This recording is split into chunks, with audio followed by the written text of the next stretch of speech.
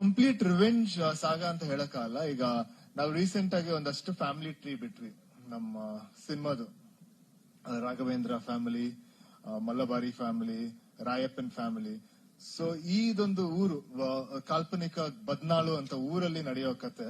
ಈ ಊರಲ್ಲಿ ಒಂದು 4 ಫ್ಯಾಮಿಲಿಗಳಿರುತ್ತೆ. ಸೊ ಈ ಕತೆ ಒಂದ್ ಲೈನ್ ಅಲ್ಲಿ ಹೇಳ್ಬೇಕಂದ್ರೆ ಈ 4 ಫ್ಯಾಮಿಲಿಗಳ ನಡುವೆ ನಡೆಯೋ ಒಂದು ಹೋರಾಟ, ಇಲ್ಲ ಅಂಡರ್ಸ್ಟ್ಯಾಂಡಿಂಗ್ಸ್, ಮಿಸ್ಅಂಡರ್ಸ್ಟ್ಯಾಂಡಿಂಗ್ಸ್, ಅದ್ರ ಥ್ರೂ ಈ ಕತೆ ನಡೆಯುತ್ತೆ. ಸೊ ಅದಕ್ಕೆ ನಮ್ಮ ಕತೆ, ಈಗ ಇಡೀ ಸಿನಿಮಾದ ಕತೆ ನಾವು ಒಂದು 2 hours 5 minutes ಅಲ್ಲಿ ಹೇಳಿದೀವಿ. ಆಮೇಲೆ ಹಲವಾರು ಕ್ಯಾರೆಕ್ಟರ್ಗಳಿದೆ ಈ ಕಥೆಯಲ್ಲಿ. ಇಲ್ಲಿ ಒಂದಷ್ಟು ಕ್ಯಾರೆಕ್ಟರ್ ಮಾತ್ರ ಕೂತೀವಿ, ಇನ್ನೂ ಒಂದಷ್ಟು ಕ್ಯಾರೆಕ್ಟರ್ಗಳಿದೆ.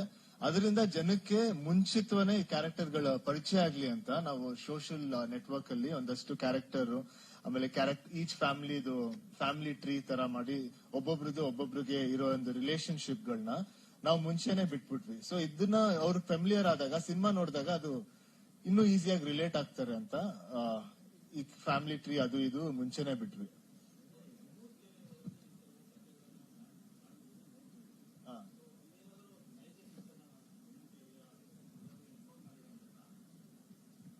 ನೈಜ ಅಂದ್ರೆ ಇದು ಗ್ಯಾರಂಟಿ ಮೋಸ್ಟ್ಲಿ ಡೈರೆಕ್ಟರ್ಗೆ ಒಂದಷ್ಟು ಇನ್ಸ್ಪೈರ್ ಆಗಿರ್ಬೋದು. ಒಂದು ರಿಯಲ್ ಲೈಫ್ ಇನ್ಸಿಡೆಂಟ್ಸ್, ಅದೇ ಕ್ವಶನ್ ಕೇಳಿದ್ದು.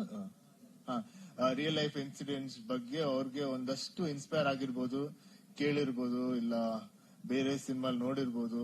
ಸೊ ಅದನ್ನೆಲ್ಲ ಇಟ್ಕೊಂಡು ಈ ಕತೆಗಳು ಮಾಡಿದ್ದಾರೆ. ಬಟ್ ಕ್ಯಾರೆಕ್ಟರ್ಗಳೆಲ್ಲ ಯಾವ್ದು ರಿಯಲ್ ಕ್ಯಾರೆಕ್ಟರ್ಸ್ಗೆ ಲಿಂಕ್ ಇಲ್ಲ ಅವರಿಂದ ತಗೊಂಡಿಲ್ಲ. ಬಟ್ ಸ್ಟೋರಿಗಳು ಮೋಸ್ಟ್ಲಿ ಕೇಳಿರೋ ಒಂದಷ್ಟು ಸ್ಟೋರಿಗಳು ಇನ್ಸ್ಪೈರ್ ಆಗಿ ಈ ಕತೆನ ಮಾಡಿರ್ಬೋದು.